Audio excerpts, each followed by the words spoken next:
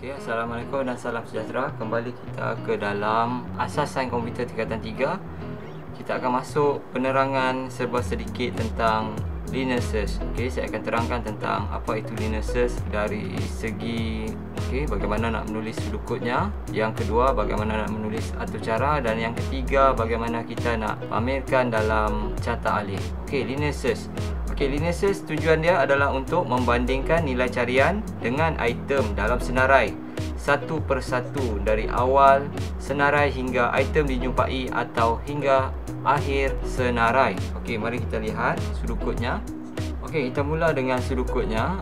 Okey, kita bermula dengan setkan list. Okey, list kita seperti di sini ada nombor 12, 15, 17, 18, 19 dan 20. Okey. Di sini di dalam atur cara kita, ini adalah cara untuk kita isytiharkan list kita. Okey, tengok baris yang pertama. List sama dengan 12, 15, 17, 18, 19 dan 20. Okey, anda mesti menggunakan cara ini untuk mengisytiharkan list. Okey, kemudian yang kedua, kita akan setkan bilangan item length sama dengan dalam kurungan list. Okey, untuk kita kira bilangan item yang ada dalam list. Di sini kita isytiharkan seperti ini, bilangan item sama dengan length list. Okey, ini adalah contoh pengisytiharannya di dalam atur cara. Kemudian yang ketiga, kita akan setkan indeks sama dengan -1. Okey, indeks sama dengan -1 seperti ini. Isytiharkan indeks sama dengan -1. Okey, mengapa indeks sama dengan -1? Okey, nanti saya akan terang di bahagian yang kedua di bawah ni. Saya akan terang mengapa kita gunakan indeks sebagai -1. Okey, kemudian setkan A sama dengan 0. Mengapa A sama dengan 0? Kita setkan A sama dengan 0 kerana indeks 12 ini memegang nilai 0. Okey, 1, 2, 3, 4 dan 5. Okey. Nilai 0 ini adalah nilai indeks, yang mana indeks itu memegang memori di mana item yang pertama 12 ini, item yang pertama disimpan di dalam ingatan memori indeks 0. Anda boleh lihat video-video yang sebelum ini bagaimana saya menerangkan tentang list. Okey, di dalam video yang sebelum ini. Okey, seterusnya kita masukkan input carian. Okey, di sini masukkan input carian. Okey, ini adalah cara kita mengisytiharkan input carian. Okey, carian sama dengan integer. Kita nak masukkan integer. So, kita tulis di sini integer, input, masukkan nilai carian. Okey, masukkan nilai carian. Nilai carian mestilah dalam bentuk integer. Okey, kemudian kita ada gelung while. While A kecil daripada bilangan item. Okey, apabila A ini lebih kecil daripada bilangan item. Okey, bilangan item ini 1, 2, 3, 4, 5, 6. 6. Okey, kemudian A kita yang mula dengan 0. Okey, A kita akan mula dengan 0. 0 kecil daripada 6, betul. A kecil daripada 6, dia akan jalankan gelung yang kedua. Okey, ini adalah gelung yang kedua ataupun decision maker yang kedua. If A sama dengan list A, maksudnya jika carian kita telah dijumpai. Ini adalah jika carian kita dijumpai seperti di sini. If carian, okey, carian iaitu contoh nombor yang kita nak cari, nombor 17. Okey, jika carian sama dengan list A, maksudnya carian sama dengan list A, kita telah jumpai. Jadi indeks sama dengan A, kita akan ubahkan indeks kita menjadi A. Okey, A ni di sini nombor carian kita. Okey, nombor carian kita. Okey, kemudian dia akan break. Dia akan keluar dan dia akan terus ke print indeks carian ialah string index. Okey, print nilai indeks carian ialah string index. Okey, dia akan break. Okey, di sini dia akan break, dia akan end while. Okey, end while ni adalah dia punya break. Kemudian dia akan outputkan indeks, dia keluarkan indeks di sini. Print indeks carian ialah, ini adalah outputnya dan dia akan tamat. Okey, ini adalah contoh output yang saya masukkan. Okey, di dalam program saya, masukkan nilai carian. Okey, di sini dia akan tulis masukkan nilai carian. Dia akan keluar di output kita, masukkan nilai carian. Saya masukkan nilai 17 dan indeks carian ialah 2. Okey, indeks carian adalah 2. Mari kita lihat atur cara ini, di manakah indeks cariannya. Okey, di sini indeks carian adalah 2, 0, 1 dan 2. Okey, jadi atur cara kita tak ada masalah. Okey, anda boleh cuba atur cara ini supaya anda boleh mengetahui bagaimana cara atur cara ini berlaku atau run. Okey, anda boleh cuba atur cara ini.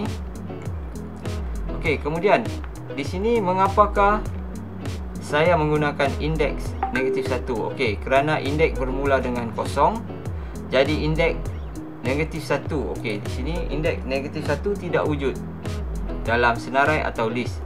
Ia kerana untuk memberitahu bahawa carian tidak dijumpai pada baris awal atau cara. Okey, di sini adalah carta alih. Okey, mari kita lihat carta alih. Okey, dia bermula dengan bula, kemudian kita akan masukkan isytihar list kita. Kemudian bilangan item. Okey, bilangan item di sini, bilangan item sama dengan length list. Okey, berapa panjang list kita. Di sini nilai item sama dengan length list. Okey, ini patutnya kamu isi untuk memudahkan kamu mencari di manakah length list. Okey, indeks sama dengan negatif 1, A sama dengan 0. Okey, seperti ini. Indeks sama dengan negatif 1, A sama dengan 0. Kita isytiharkan di bahagian yang kedua. Kemudian masukkan input. Input apa? Di sini adalah input carian. Okey, input carian. Berapakah input cariannya? Kemudian dia akan turun ke bawah. A less than bilangan item. Okey, ini adalah gelung pertama, ini gelung while dan ini gelung if. Okey, ini gelung if. Jika A less than bilangan item, di sini A less than bilangan item, saya biarkan kosong kerana memudahkan kamu isi untuk kamu memahami cara carta alih ini berjalan. Okey, kemudian kalau dia tidak, dia akan terus turun ke bawah dan memaparkan output sama dengan negatif 1. Okey, jika tidak, dia akan memaparkan output sama dengan negatif 1. Okey, kemudian jika ya, di sini dia akan turun. Okey, di sini apa yang perlu kita tulis? Jika okey, nilai carian sama dengan A yang ada dalam list. Okey, di sini adalah dia punya atau caranya. Kita akan isi di sini. Okey, A list. Okey, carian sama dengan A list. Okey, di sini kita kena masukkan carian sama dengan A list. Jika ya, okey, indeks sama dengan A. Okey, indeks sama dengan A di sini. Kemudian dia akan paparkan output A.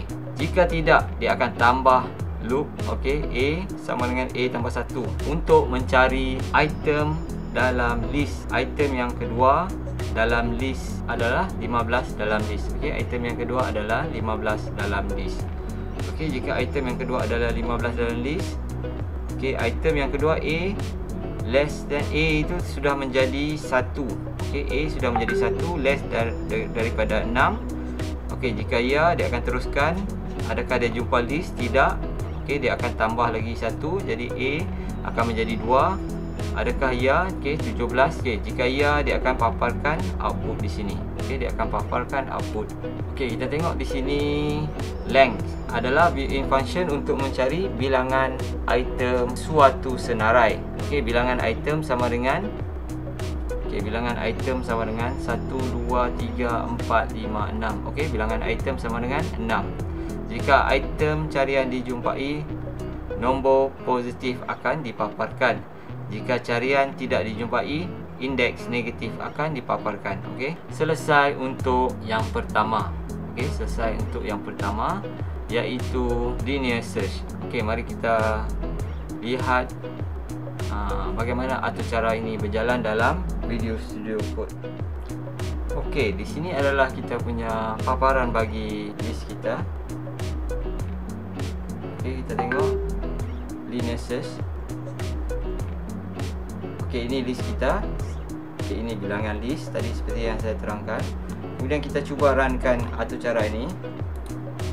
Okey, dia suruh masukkan nilai carian. Okey, saya masukkan nilai carian yang pertama. Saya masukkan tadi, saya masukkan 7. Okey, sekarang kita masukkan 18. Okey, kita tengok apa yang terhasil. Okey, indeks carian ialah 3. 0, 1, 2, 3. Okey, mari kita cuba sekali lagi. Kita masukkan nombor carian yang tiada dalam senarai. Okey, contoh 21.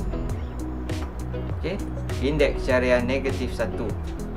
Okey, di sini indeks carian negatif 1. Okey, kemudian kita cuba masukkan yang lain. Okey, nilai carian kita cuba masukkan 12. Okey, apakah nilai cariannya? Tekan enter. Okey, indeks carian ialah 0. Okey, indeks carian adalah 0. Kita cuba kali terakhir untuk carian, kita minta nombor 20. Okey, indeks carian ialah 5. Okey, sampai di sini saja untuk linear search. Kita berjumpa pada video yang akan datang. Sila like, share dan subscribe kepada channel ini untuk video-video yang seterusnya. Okey, untuk menyumbang anda boleh sumbang kepada Touch and Go 0162254337. Sampai berjumpa lagi. Sekian, terima kasih.